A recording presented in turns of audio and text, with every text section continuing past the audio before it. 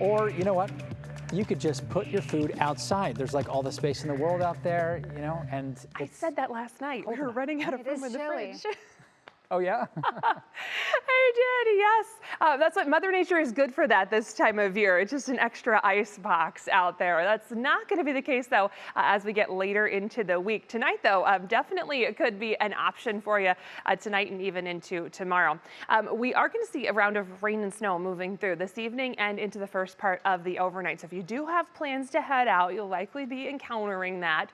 Plan on a little bit of extra travel time. Not expecting anything that's really going to accumulate and add up to too much. It probably would just be enough that you need the windshield wipers, maybe just slow down a little bit as you're out on the roadways.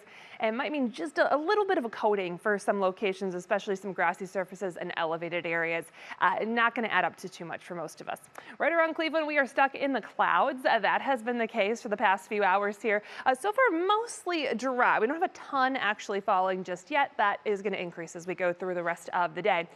Temperature-wise, though, we have seen some improvement from the weekend. We were stuck below the freezing mark all weekend long. 39 right now for Cleveland, in large part thanks to a good breeze that's coming in from the south-southwest. That wind is going to be important for us because it's going to stay a little bit on the breezy side as we go through the evening, first part of the overnight.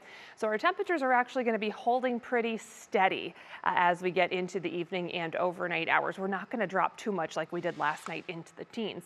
Here's a look at that radar. You can see a few little sprinkles, brief flurries that are trying to pop up. We still have some very dry air in place at the surface, so not everywhere is seeing this actually reach the ground just yet. I'm trying to show a couple of flurries across far eastern Cuyahoga County, portions of Summit County, and then more rain off to the west. At least some sprinkles at this point. Again, it's going to take a little while to overcome that dry air and actually get some of this to reach the surface, but it's all part of this larger system that's moving through the Midwest and Great Lakes. So we've got more development off to the west, and that's going to continue to develop as it heads our way as we go through the evening, first part of the overnight.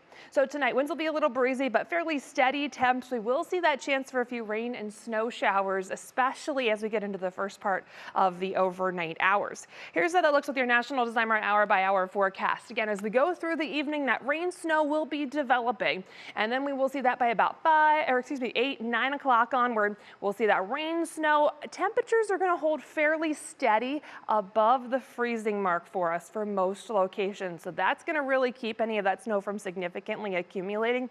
Again, if you have plans to travel during this time frame, you want to allow a little extra time, you're definitely going to need to slow down a little bit and certainly use those windshield wipers.